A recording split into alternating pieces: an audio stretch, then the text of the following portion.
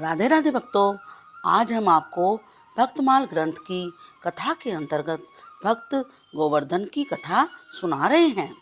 महात्मा सीधे विशालपुरी में पहुंचे।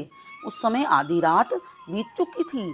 सिद्ध महात्मा की सर्वगत दृष्टि ने देख लिया था कि उस समय गोवर्धन शहर के उत्तर की ओर बसे हुए मोहल्ले में मायावती वेश्या के घर पर था। वे सीधे वहीं पर पहुंच गए। बाहर का दरवाजा खुला हुआ था। उन्होंने अंदर जाकर कमरे के किवाड़ खटखटाए और कहा, गोवर्धन किवाड़ खोलो, गोवर्धन किवाड़ खोलो। गोवर्धन उस समय मद्य की मादकता में चूर अपने को भूल गया था, पराधीन था, सर्वथा बहिर्मुख था। वेश्या का भी साहस नहीं था कि वह उसे रोक सके। इसके बाद गोवर्धन ने क्या किया और एक महात्मा एक वेश्यागामी का दरवाजा क्यों खटखटा रहे थे, यह सब जानने के लिए इस वीडियो को अंत तक अवश्य देखें तथा इसी तरह की सत्य घटनाएं सुनने के लिए इस चैनल को लाइक और सब्सक्राइब भी करें। अब गणेश जी की वंदना करके कथा को प्रारंभ करते हैं। विशालपुरी में गोवर्धन नाम का एक नवयुवक पंडित रहता था। ब्राह्मण बड़ा ही सदाचारी, विद्वान, तर्कशील और कुछ विद्याभिमानी थे। उनकी पत्नी भी बड़ी साध्वी थी। उसमें भगवान के प्रति विश्वास और भक्ति थी। पति पत्नी में बहुत पवित्र प्रेम था। उनके यहाँ एक विरक्त महात्मा कभी कभी आया करते थे। गोवर्धन जी के पिता महात्मा जी के बड़े ही भक्त थे। उन्होंने इनकी बड़ी सेवा की थी। महात्मा जी की सच्ची सेवा उनके बतलाए हुए पवित्र मार्ग का अनुसरण करने में ही है, उनके बाहरी वेशभूषा का अनुकरण में नहीं। यही सोचकर गोवर्धन के पिता उनकी सेवा किया करते थे। गोवर्धन का पड़ोसी नंदराम बड़ा ही असदाचारी और कुमार्गगामी था। वह गोवर्धन को देखकर जलता था और उसे भी अपने समान ही बनाना चाहता था, परंतु बीच बीच में महात्मा का संग प्राप्त होने से गोवर्धन की चित्तवृत्ति पर मलिनता की छाप नहीं पड़ती थी और इसलिए पड़ोसी नंदराम की दाल नहीं गलती थी। परंतु कुछ वर्षों से महात्मा का आना जाना छूट गया, इसलिए सत्संग के छूट जाने से और नंदराम का कुसंग प्राप्त होने से उसके दबे हुए दोष प्रबल रूप में उभर आए और गोवर्धन धीरे धीरे शराबी, जुआरी और व्यभिचारी बन गया। पत्नी बेचारी बड़ी ही दुखी होने लगी। उसके मन में बड़ा संताप था। उसका भगवान में विश्वास था। उसने एक दिन अपने मन ही मन में आर्त भाव से रोकर भगवान से प्रार्थना की, हे भगवान, मेरे पतिदेव कुसंग में पड़ गए हैं। महात्मा इधर आते नहीं। आप दीन बंधु हैं, मुझ दीन अबला पर दया कीजिए। महात्मा को यहाँ पर भिजवाइए और मेरे पति का जीवन सुधारिए।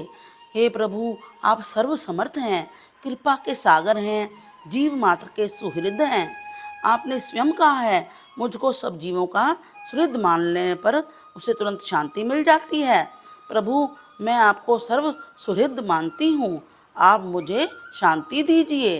भगवान तो सच्ची पुकार को सुनकर तुरंत आ ही जाते हैं। यह तो हमारा अभाग्य है कि हम ऐसे सदा सर्वत्र अपने साथ रहने वाले सर्वशक्तिमान परमात्मा पर विश्वास नहीं करते और नश्वर भोगों पर और स्वार्थी जगत पर विश्वास करते हैं। महात्मा समाधि की अवस्था में दूर नदी तट पर एकांतवास कर रहे थे।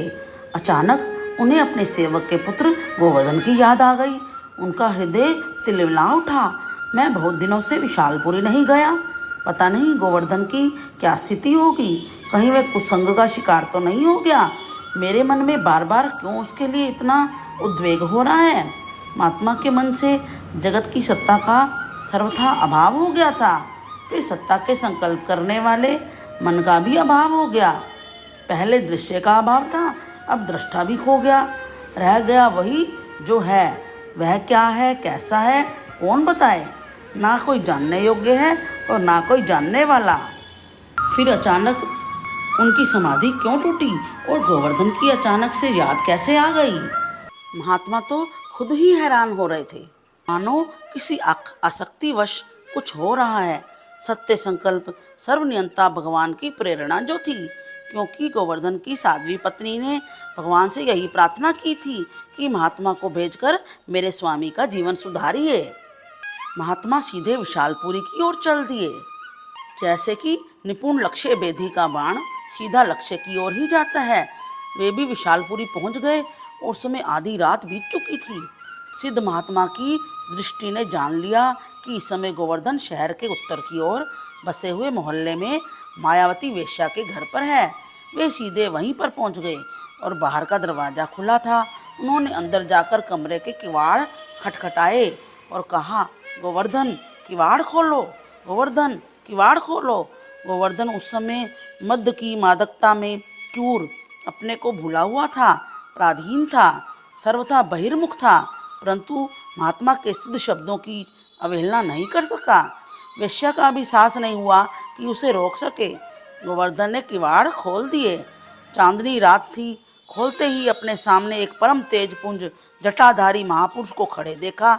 उनके शरीर और नेत्रों से एक सुशीतल तेज अमृत धारा निकल रही थी। गोवर्धन को पहले तो डर सा लगा और वहम हुआ, मन में कुछ उद्वेग आया, परंतु दूसरे ही क्षण उसने महात्मा को पहचान लिया। उसका सारा मद उतर गया और चीख मार के चरणों में गिर पड़ा। मायावती भी किवाड़ों के पास खड़ी थी। महात्मा के अमोघ दर्शन का प्रभाव था कि उसका भी हृदय द्रवित हो गया और जीवन के सारे पाप मानो उसी क्षण मूर्तिमान होकर उसके सामने खड़े हो गए। वह कांपने लगी। हृदय में पश्चाताप की प्रचंड आग जल उठी। सारी पाप राशि जल गई। हृदय का भाव नवनीत, पिघला हुआ और अश्रुधारा के रूप में नेत्र मार्ग से बह चला था।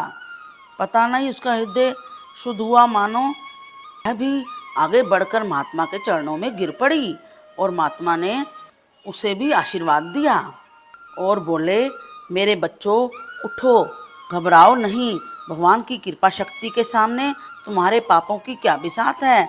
कितना ही घना गहरा और अंधकार हो, प्रकाश के आते ही वह छिप जाता है। भगवान की कृपा शक्ति की प्रेरणा से आधी रात को मैं यहाँ पर आया हूँ। अब तुम दोनों पवित्र हो गए हो। उठो, भगवान का भजन करो और अपने जीवन को सफल करो।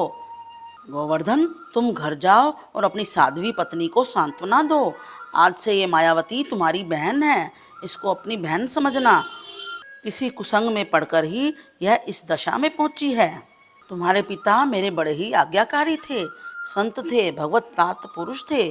उनके शुभ संस्कार तुम्हारे अंदर थे, परंतु तुमने विद्या के अभिमान में भगवान की भक्ति नहीं की। तुमने तो आज भी भगवान को नहीं पुकारा और उनकी शरण नहीं गए, परंतु तुम्हारी पत्नी बड़ी भक्तिमती है। उसका भगवान पर अटल विश्वास है। उसी की विश्वास भरी आर्त पुकार ने भगवान का आसन हिलाया और भगवान की प्रेरणा से मेरी समाधि टूटी और मैं यहाँ पर आया। सावित्री ने तो एक यमराज के फंदे से सत्यवान को छुड़ाया था, पर तुम्हारी साध्वी पत्नी ने तुमको अनेक जन्म जन्मांतरों में जाने से छुड़ा लिया, अनंत अनंत मृत्युओं से बचा लिया। साध्वी पत्नी क्या नहीं कर सकती। यह मायावती जो वेश्या है, यह पिछले जन्म में बहुत बड़ी भक्ता थी। यह भी पवित्र ब्राह्मण कुल में जन्म लिया था, परंतु माता पिता तथा स्वामी के प्रलोकवासी होने पर दुराचारी मनुष्यों ने उसे अपने फंदे में फंसा लिया था और यह भोली थी, सरल हृदय थी, इससे सहज ही कुसंग में पड़ गई। कुसंग ने किस किस का पतन नहीं किया। गोवर्धन और मायावती दोनों के नेत्रों में अश्रुधारा बह रही थी। दोनों ने भाई बहन की भांति परस्पर मिलकर महात्मा के आगे हाथ जोड़े। महात्मा ने मायावती को अपनी तुलसी की माला देकर आशीर्वाद दिया तथा कावेरी के तट पर जाकर भजन करने का आदेश दिया। गोवर्धन ने भी घर आकर अपनी पत्नी से माफी मांगी। महात्मा ने दोनों को भगवत भक्ति का उपदेश दिया और वे दोनों भी भगवान के भजन में लग गए। अंत में भगवान के प्रत्यक्ष दर्शन प्राप्त करके दोनों दिव्य धाम को पधारे। वहाँ उन्होंने नित्य पार्षद गति प्राप्त की। Please like, share and subscribe.